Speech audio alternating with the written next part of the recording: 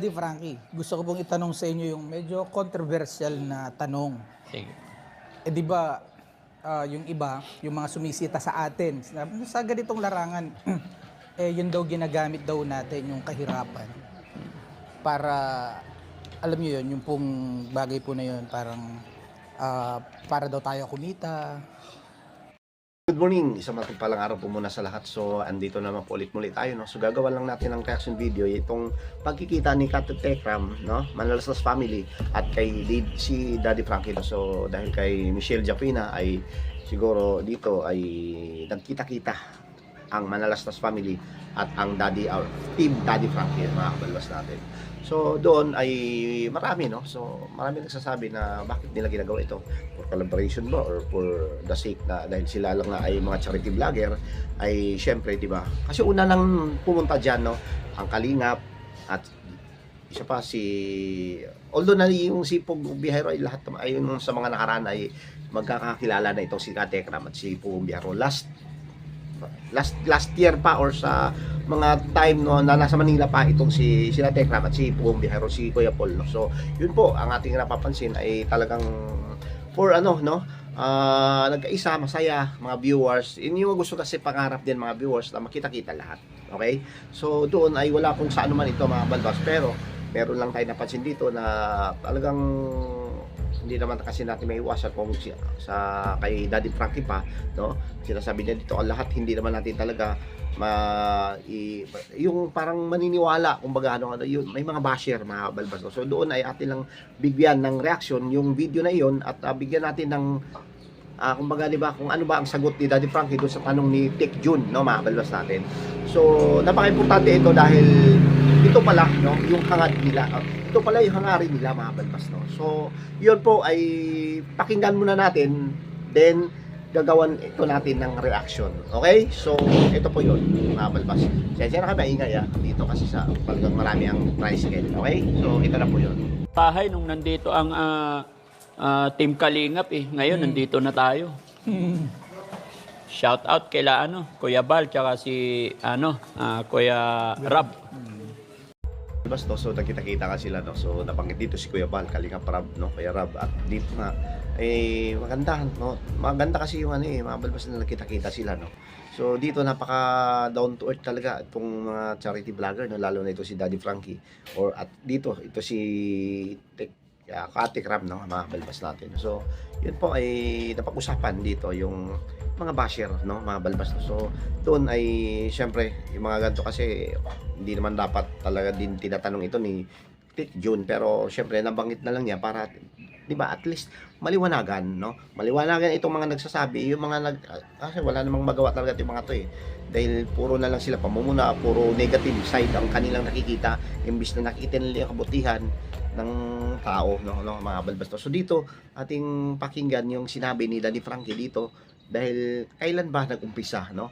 Nag-umpisa ba siya dito sa social media nung time na or itong dahil 'di ba pagdating sa content kasi pag napasok sa social media ay syempre may kakibat na sahod or revenue yan pag once na nakamonetize yung kanyang channel sa FB man or dito sa YouTube, di ba mga balbas. So ito ay pakinggan po natin, mapakagandang sagot ito na sana maliwanagan, magising at mabigyan ng mabisa or di ba maliwanag na paliwanag dito yung mga basher na ito mga balbas, no?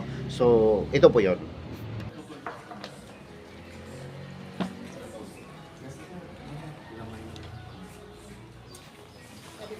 Thank you.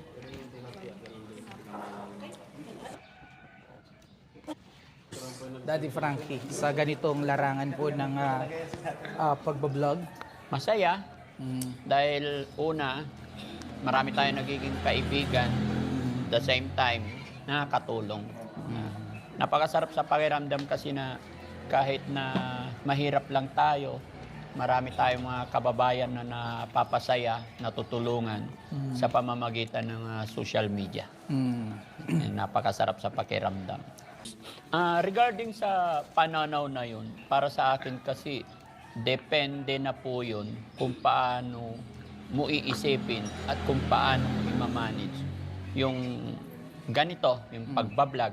Kasi para sa akin, muna. So doon putulin muna natin saglit pa balbas, no. So wala pang social media ay itong si Daddy Frankie naman talaga mga balbas ay dating nagcha-charity na tumutulong dito pa sa Makati, no. Dito pa yung may ano siya din dati, restaurant mga balbas natin, at doon ay kahit napakonti-konti ito ay sinasabi niya na talagang nagbibigay siya, no. So wala pang social media, take note mga balbas, at wala pang ito, no, Facebook or YouTube, ganyan mga balbas, na nagkakaroon na ng, or, di ba kasi dito nga, ulitin ko, may revenue kasi dito, no?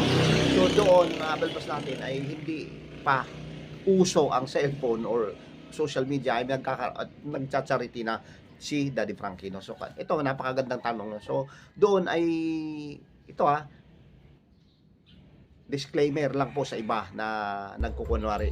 Ito kasi may parang pinapatamaan dito, may pinapatamaan dito si Tech Jun, no?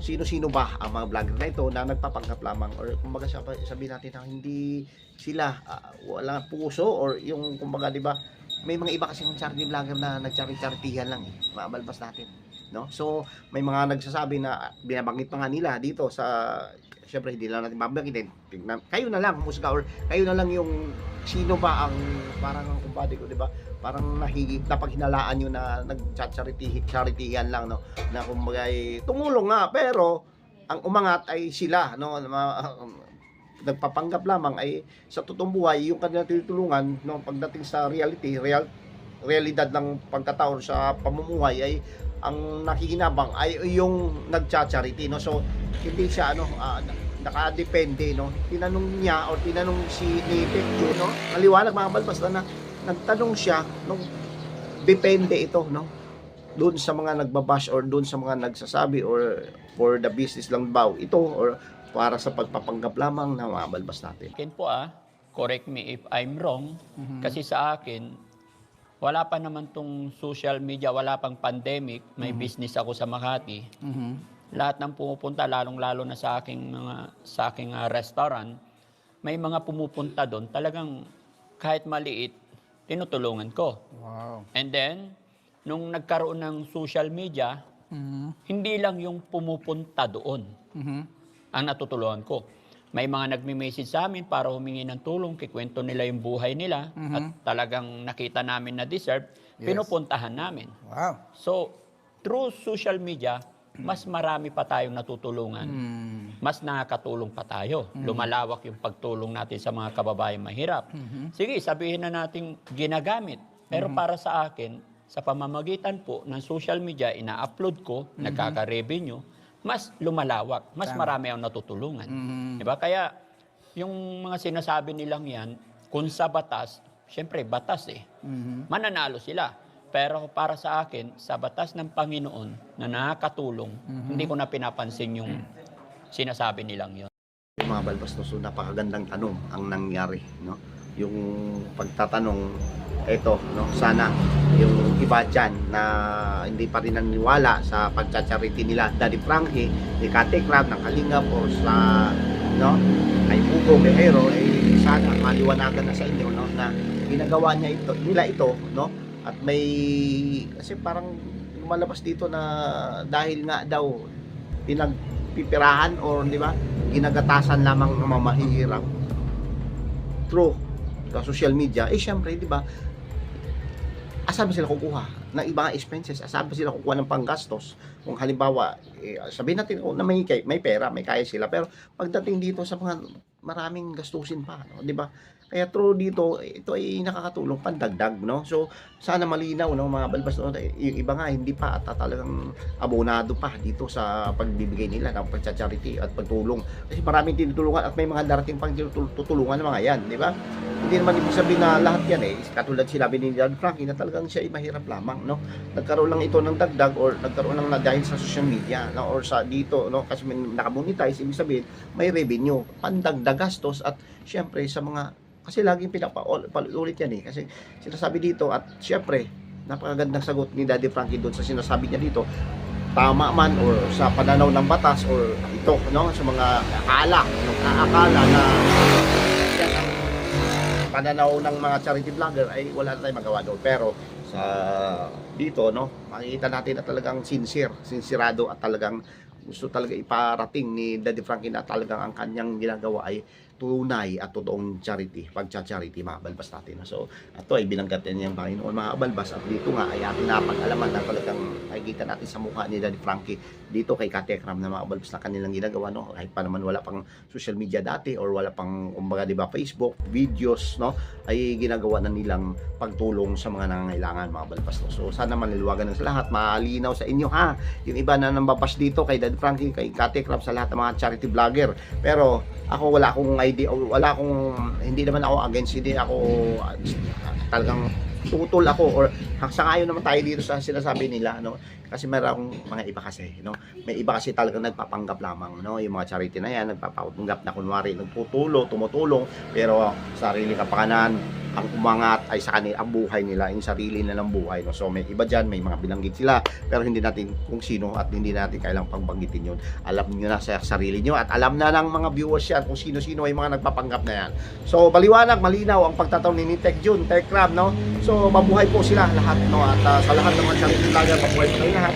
At sana magkaroon pa ng maganda at mabigyan pa kayo ng malusog mga katawan nyo para magkaroon pa at makakatulong pa kayo sa mga kapwa nating nangailangan mga balbas natin. Thank you at isang mapagpalang araw lahat ng mga charity vloggers, lahat ng mga talagang nandyan na tumulong at tumutulong pa mga kalingap mga balbas natin. Okay, so yun lang po. God bless at mabuhay pa tayo lahat.